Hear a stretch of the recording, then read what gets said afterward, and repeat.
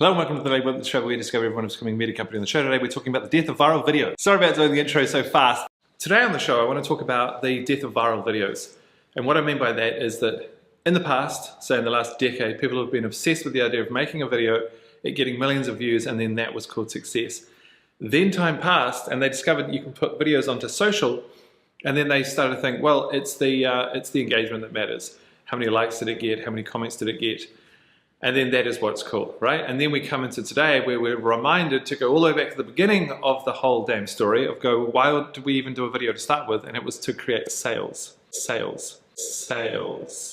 Would you rather a video has 1,000 views and converts at 1%, or a video that gets 100 views and converts at 50%? I think I know what the answer is. On one of them you end up with 10 customers, and on the other one you end up with 50 customers.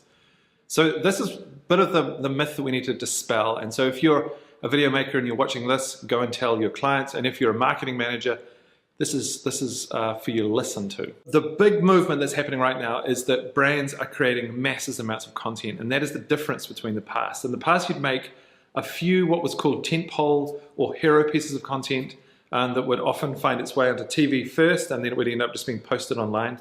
You saw last week I did a bit of a deep dive into what Coke's been doing with their online strategy, and a lot of it is just posting TV commercials on the internet and getting millions of views, which is great, but not an ongoing strategy. So and not everyone's Coke, right? Okay, so just there's lots of smaller people.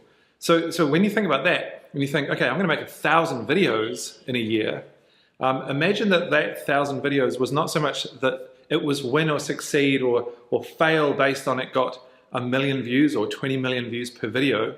It's much more, how am I making a blanket of content that is getting aggregate more and more views per day, and I'm building an audience that keeps revolving around my thread of content, and out of that customers are dropping out, right? So the whole point of being a marketing manager in a company is to create leads for sales to close, whether it is online conversion, so you've got e-commerce or you've got SaaS online conversion with credit cards and other things, or if it's going to a sales team with people who do this, and they go out for expensive dinners, and they make special paperwork, and people sign it, and da-da-da. The whole point of all this stuff is to get people to eventually buy some stuff off you because you're a business and you're doing video content marketing, and the whole point is to get people to buy your stuff. So that's why I go right back to the beginning and go, if you're making a video and the only way you're telling yourself it's succeeding is because it had 10 million views or it had 1 million views or something, you've totally missed the whole thing. And also, sometimes it makes marketing people a little bit too aggressive at creative people because they go, we just spent 10 grand on that video, why didn't it get 1 million views? And you go, you're putting weird pressures, that's not the aim, and actually the aim is a conversion rate to something in business. Now, the next layer on top of this is to make sure that you're not making every single video have a conversion rate. This is again, the worst thing you can do in the whole world. What you need to do is have an aggregate conversion rate across a series of videos. For example, if you look at the Daily WIP, right? This is, to me, up to episode 100 is highly experimental. We're trying out lots of different things. We're doing videos up on the whiteboard. We're doing videos on the tabletop. We're going to events. We're doing how-tos. We're doing deep dives into customers. We're doing all sorts of things. So I'm just trying out a whole lot of stuff, seeing what sticks, and not worrying so much about how big the audience is, right? Until we get to episode 101, and then it's about audience building. So before that, you might look back on the history of this and you see that some of these videos get 500 views, some get 100 views, some get 40 views. And what's really interesting is that when you dive into the analytics of the whole thing, you've got a lot of people who have become customers in the last 45 days, or however long I've been doing this, who have come simply through the organic growth, referral, finding of this channel, watching 5 to 10 videos and then becoming either a customer or a referral to another customer, or they start amplifying what we're doing to someone else. And that is within a very small number of viewers, right? So in the last, I think, 30 days, we've had 6,000 views all up of all of the Daily WIP videos, right? So a lot of that is repeat views, so people watching over and over again, which is exactly what I want. I want 10 super fans and then 100 super fans and then 1,000 super fans, and it's going to take me a year. That's fine because the scale is within time, right? You don't turn up and make a TV show and expect everyone ever to watch episode 1, the pilot. and that you've got your audience and then it's all over, right? Games of Thrones, it doesn't all happen in year one.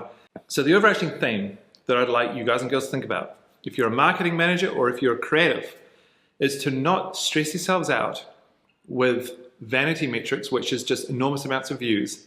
Is to start thinking much more about conversion rate, and not singular video conversion rate, but aggregate conversion rate. And start to think more about, I'm building a presence and that I'm giving a lot of value to people, and the value somehow pertains to something I might sell at some point, but I'm not trying to sell them anything.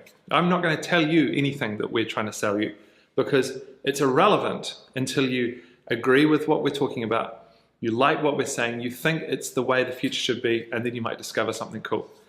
That's up to you. As I said a few episodes back, let the audience do one iota of work. Just a little bit of discovery. If you did one Google search, you'd be there. I don't need to tell you guys anything. You just do what you want to do. Because the overarching theme here is you want to just capture the right people at the start. Build it, build it, build it. And then those people will bring in some other people, will bring in some other people, who'll bring in some other people, and then you'll have a couple of pieces of content because you've been iterating over and over. A couple of pieces of content that just break through into a general audience for a moment. You might get, 20,000 views, and then it comes back down again because they weren't all on your thread. They were all just momentary audience members, right? Which is kind of doesn't matter. But some of those people stay with you and on you go. So that's the piece. Don't worry about vanity metrics. Huge number of views doesn't matter. Conversion rate matters, and building a swell that your customers are coming with you on and then going up and over to the other side. All right, so enjoy that. See you tomorrow.